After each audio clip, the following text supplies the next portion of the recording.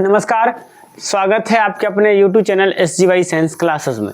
और दोस्तों, हम लोग जिस सीरीज पे बातचीत कर रहे हैं आजकल, उसका नाम है आधुनिक इतिहास। और इसमें हम लोग जितने भी PYQ है यानी प्रीवियस ईयर में पूछे गए क्वेश्चंस हैं, सब पर हम लोग विस्तार से विश्लेषण कर रहे हैं। कल यानी पिछले वीडियो में हम लोगों ने एक नया टॉपिक शुरू किया था जिसका नाम था असहयोग आंदोलन एवं खिलाफत आंदोलन। और उसी कड़ी में आज ये अपना अगला प्रश्न है जिसे हम बिना देरी के शुरू करने जा रहे हैं। तो चलिए देखते हैं इस प्रश्न को। कहता है कि 1922 में गांधी जी द्वारा असहयोग आंदोलन स्थगित करने का मुख्य कारण क्या था? क्या उत्तर प्रदेश में चौरी चौरा पुलिस स्टेशन पर उग्र भीड़ द्वारा आग लगा दी गई थी? दूसरा, आंदोलन लक्ष्य प्राप्त करने के बाद समाप्त हुआ था। सी, गांधी जी गंभीर रूप से बीमार थे। या गांधी जी को गिरफ्तार किया गया था और आंदोलन को बंद करने के लिए मजबूर किया गया था। तो दोस्तों, आपको पता होगा कि 4 फरवरी 1922 को चौरी चौरा हत्याकांड हुआ था, यानी चौरी चौरा कांड हुआ था। चौरी चौरा कांड हुआ था। ये चौरी चौरा क्या है? तो ये चौरी चौरा एक स्थान का नाम है जो उत्तर प्रदेश के गोरखपुर में है। कहाँ है? उत्तर प्रदेश के गोरखपुर में। इस घटना के बाद गांधी जी ने निर्णय लिया और उन्होंने इस घटना से प्रभावित होकर के गांधी जी ने ही असहयोग आंदोलन को कब बंद किए थे? 12 फरवरी 1922 को। 12 फरवरी 1922 को गांधी जी असहयोग आंदोलन को बंद यानी स्थगित कर दिए थे। इस प्रकार से जो अपना सही आंसर हो जाता है वो बी है। अगले प्रश्न की ओर हम लोग चलते हैं और यहाँ पर आप देख सकते हैं उसका विश्लेषण दिया गया है कि फरवरी 1922 ईस्वी को उत्तर प्रदेश के गोरखपुर जिला में चौरी चौरा घटना हो जाने पर गांधी जी ने 12 फरवरी 1922 को असहयोग आंदोलन वापस ले लिए। क्या कहिए? असहयोग आंदोलन वापस ले लिए। अगले प्रश्न की ओर हम लोग चलते हैं। तो यहाँ पर अगला प्रश्न कहता है कि खिलाफत आंदोलन का नेतृत्व किसने किया था? तो इससे पहले खिलाफत आंदोलन से कुछ और प्रश्न बनाए जा सकते हैं, जैसा कि खिलाफत आंदोलन का संबंध किससे है? तो इसका संबंध तुर्की के खलीफा से। यह आंदोलन शुरू कब हुआ था? 1919 में। अब हमसे पूछा गया है कि खिलाफत आंदोलन का नेतृत्व किसने किया था? तो खिलाफत आंदोलन के नेतृत्वकर्ता को हम लोग अली ब्रदर्स या अली बंधु कहते हैं। अली बंधु कहते हैं। और इसके अंतर्गत आते हैं एक तो शौकत अली और दूसरा मोहम्मद अली। यानी शौकत अली और मोहम्मद अली खिलाफत आंदोलन का नेतृत्व करने वाले थे या नेतृत्व किए थे।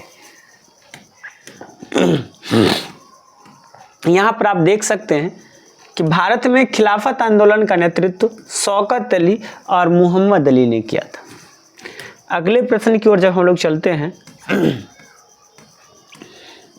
तो फिर से वही प्रश्न है, लेकिन भाषा थोड़ा अलग है।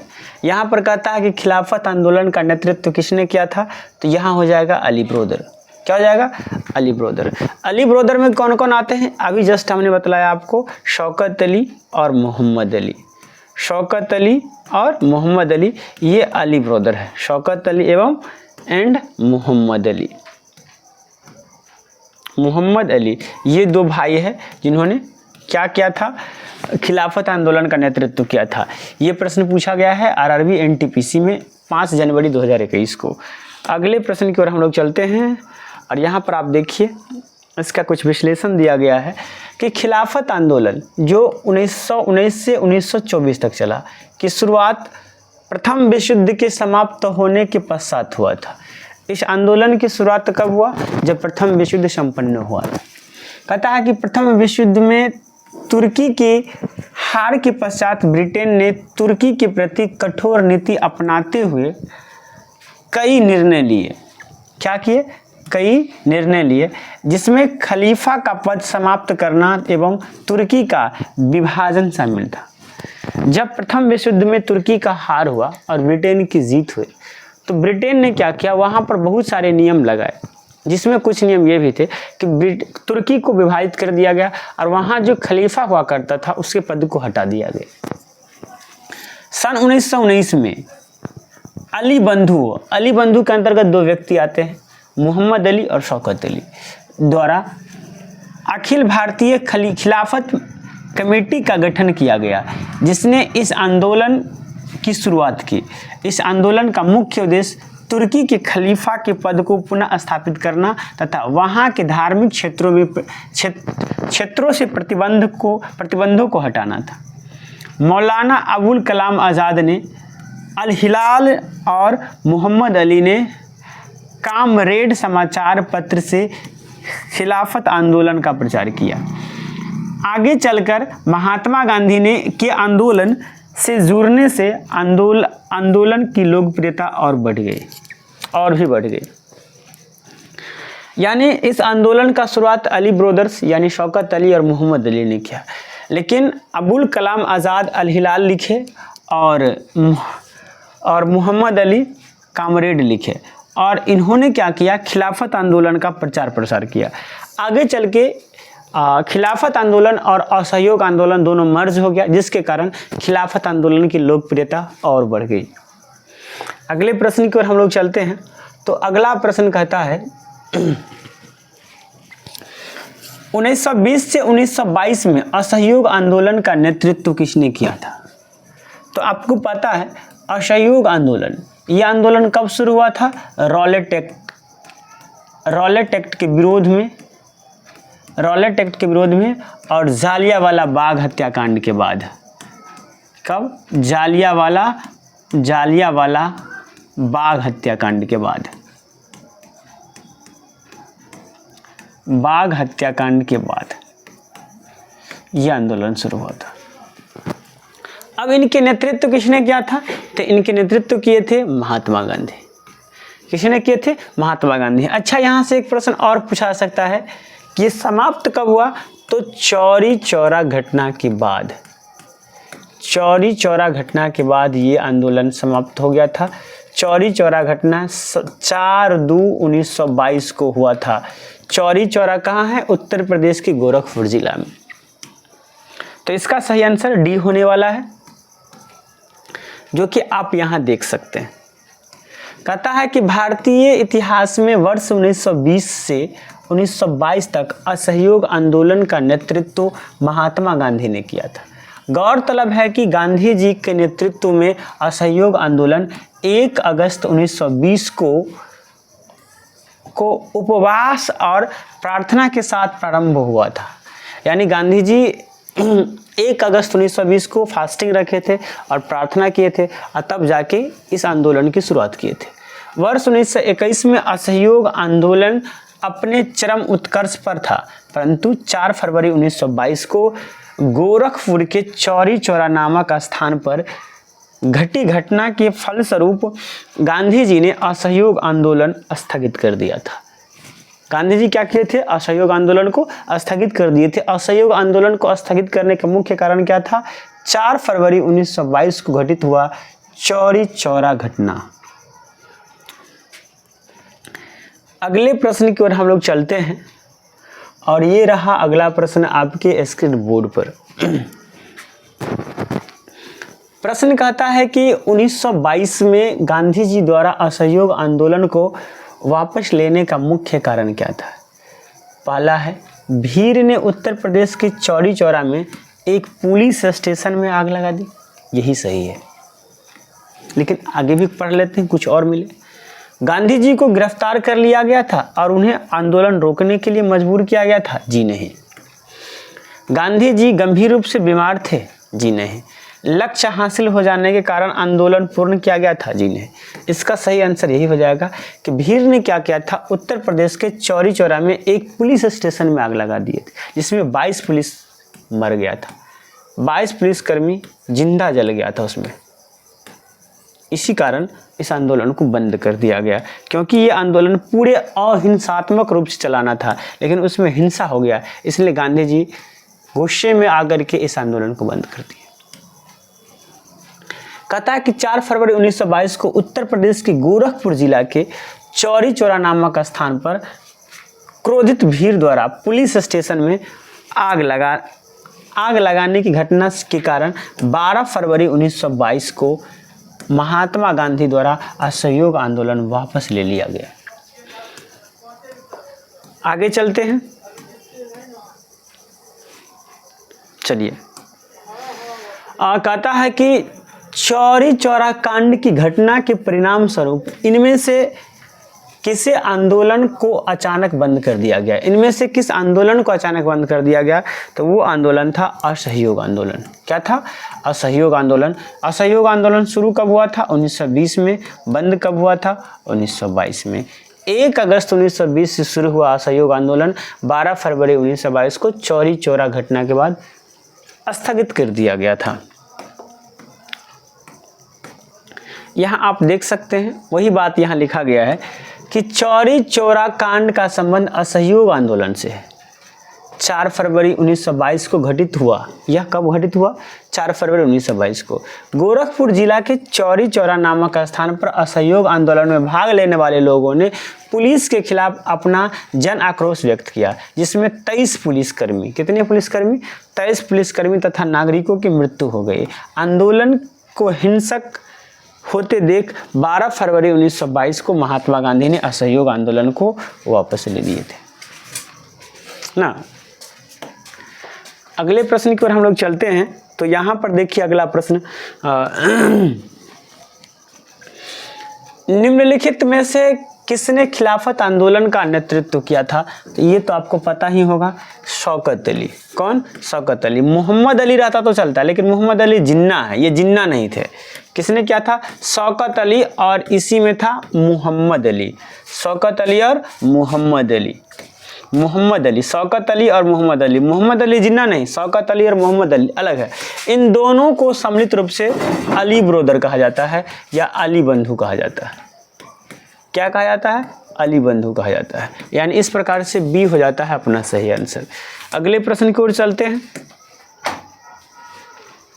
देखिए, कहता है कि खिलाफत आंदोलन का नेतृत्व अली ब्रोदर यानी शौकत अली और मोहम्मद अली द्वारा 1919 में किया गया था। खिलाफत आंदोलन का मुख्य उद्देश्य तुर्की के खलीफा के पद को पुनः स्थापित करना तथा वहां के धार्मिक क्षेत्रों से प्रतिबंधों को हटाना था। क्या था? वहां के धार्मिक क्षेत्रों से प्रतिबंधों को हटाना ही इस आंदोलन का मुख्य उद्देश्य था। चलिए अगले प्रश्न की ओर चलते हैं, और अगला प्रश्न कहता है कि चौरी चौरा घटना के कारण किस आंदोलन को अचानक रोकना पड़ा था? तो आपको पता है ये था असहयोग आंदोलन। और ये देखिए आरआरबी जेई 2014 में पूछा गया है। चलिए यहाँ पर वही बात को दिया गया है कि चौरी चौरा घटना के कारण 12 फरवरी 1922 को बारदौली में हुई कांग्रेस की बैठक में असहयोग आंदोलन को समाप्त करने का निर्णय लिया गया था। हाँ, ये बात पूछा जा सकता है कि कांग्रेस के किस अधिवेशन में असहयोग आंदोलन को बंद करने का निर्णय लिया गया? तो वो था बारदौली अधिवेशन। किस अधिवेशन में? बारदौली अधिवेशन में। ये बात बहुत इंपॉर्टेंट है। कांग्रेस के किस अधिवेशन में असहयोग आंदोलन को बंद करने का निर्णय लिया गया था? बारदौली अधिवेशन में। अगले प्रश्न की ओर चलते हैं हम लोग, और यहाँ पर देखिए कहता है कि भारत में खिलाफत आंदोलन के बारे में क्या सही है? कहता है यह पाकिस्तान की मांग का एक आंदोलन था। नहीं, ये तुर्की से संबंधित है। यहाँ तक पाकिस्तान का कोई बात ही नहीं हुआ था। कहता है यह भारत में मुगल शाही परिवार को पुनः बहाल करने के लिए एक आंदोलन था। जी नहीं, ये भी गलत है। कहता है यह जालियांवाला बाग नरसंहार के खिलाफ एक आंदोलन था। जालियांवाला बाग नरसंहार से संबंधित जो आंदोलन था वो था असहयोग आंदोलन। क्या था? असहयोग आंदोलन, जो गांधी जी चलाए थे। असहयोग आंदोलन जो कौन चलाए थे? गांधी जी चलाए थे। ये था क्या? तो ये था तुर्की के सुल्तान के समर्थन में एक आंदोलन था। इस आंदोलन का सीधा संबंध तुर्की के सुल्तान से था, यानी सी इज द राइट आंसर। और यहाँ आप देख सकते हैं इस बात को कि प्रथम विश्व युद्ध के बाद ब्रिटेन और तुर्की के मध्य होने वाली सिवर्स संधि से तुर्की के सुल्तान के समस्त अधिकार छीन लिए गए थे। संसार भर के मुसलमान तुर्की के सुल्तान को अपना खलीफा मानते थे।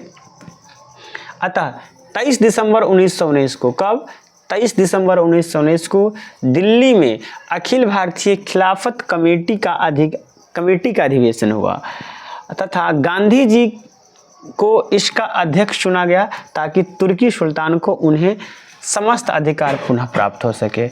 यानी ये खिलाफत आंदोलन कब से शुरू हुआ, किस बैठक से शुरू हुआ? तो दिसंबर 1919 के दिल्ली में एक बैठक हुआ था अखिल भारतीय खिलाफत कमेटी का। उसके अध्यक्ष कौन थे? गांधी जी थे। चलिए अगले प्रश्न की ओर यदि हम लोग चलते हैं तो ये स्टेटमेंट वाला प्रश्न शायद रेलवे के लिए बहुत प्रिय है, और रेलवे ही नहीं जितने भी पीसीएस है और अभी जो मॉडर्न में जो आधुनिक में जो नए जो एग्जामिनेशन होते हैं सब में स्टेटमेंट वाले सवाल भर भर के आता है, इसलिए इसे थोड़ा गौर से देखेंगे। कहता है कि भारत के खिलाफत आंदोलन के बारे में क्या सही है? यह भारत में मुगल शाही परिवार को पुनः स्थापित करने के लिए एक आंदोलन था? नहीं। डायरेक्ट आंसर की ओर चलते हैं तो डी इसका आंसर हो जाएगा। क्यों? क्योंकि इसमें ही केवल तुर्की का वर्णन है और खिलाफत आंदोलन का सीधा संबंध कहाँ से? तुर्की से है, और यह तुर्की सुल्तान के समर्थन में एक आंदोलन था। ये बिल्कुल सही जवाब है। जालियांवाला बाग हत्याकांड से पाकिस्तान की मांग से इसका कोई संबंध नहीं है। D is the right answer. चलिए यहाँ देख सकते हैं खिलाफत आंदोलन तुर्की सुल्तान के समर्थन में एक आंदोलन था। चलिए अगले प्रश्न की ओर चलते हैं। तो अगला प्रश्न कहता है कि असहयोग आंदोलन के बाद महात्मा गांधी के मुकदमा की सुनवाई करने वाले न्यायाधीश का क्या नाम था? क्या वो न्यायमूर्ति हेरलॉट ब्लेकर थे? क्या वो न्यायमूर्ति एडम बीटास्टॉल थे? क्या वो न्यायमूर्ति सीएन ब्रूमफील्ड थे? या न्यायमूर्ति अब्दुल रहीम थे? तो जरा इसके बारे में हम लोग जान लेते हैं। तो यहाँ आप देखिए, यहाँ इस बात का चर्चा दिया गया है, बहुत विस्तार में दिया गया। कहता है कि रॉलेट एक्ट जालियांवाला बाग हत्याकांड के उत्तर में महात्मा गांधी जी ने 1 अगस्त 1920 को असहयोग आंदोलन शुरू किया था। बाद में असहयोग आंदोलन के दौरान 4 फरवरी 1922 को गोरखपुर के चौरी चौरा नामक स्थान पर आंदोलनकारियों ने आक्रोश में आकर के थाने में आग लगा दी थी, जिससे एक थानेदार व 21 पुलिसकर्मियों की मृत्यु हो गई थी। इस घटना से दुखी होकर गांधी जी ने 12 फरवरी 1922 को असहयोग आंदोलन स्थगित कर दिया गया था। असहयोग आंदोलन के बाद गांधी जी पर देशद्रोह का आरोप में मुकदमा चलाया गया। जब ये असहयोग आंदोलन गांधी जी चलाए, गांधी जी असहयोग आंदोलन खत्म कर दिए, क्योंकि गांधी जी पे बहुत दबाव बनाया गया आंदोलन को खत्म करने के लिए, और आंदोलन खत्म होने के बाद गांधी जी पर देशद्रोह का मुकदमा लगाया गया। इस मुकदमे की सुनवाई करने वाले जज का नाम था न्यायमूर्ति सीएन ब्रूमफील्ड। 10 मार्च 1922 को गांधी जी को गिरफ्तार कर लिया गया और उन्हें 6 साल की सज़ा सुनाई गई। बाद में स्वास्थ्य संबंधित कारणों से उन्हें 4 फरवरी 1924 को रिहा कर दी गई। 4 फरवरी 1924 को गांधी जी का स्वास्थ्य थोड़ा खराब होने लगा, अतः उनको रिहा दे दी गई। तो इस जज का नाम रखेंगे, याद रखेंगे, न्यायमूर्ति सीएन ब्रूमफील्ड। न्यायमूर्ति सीएन ब्रूमफील्ड।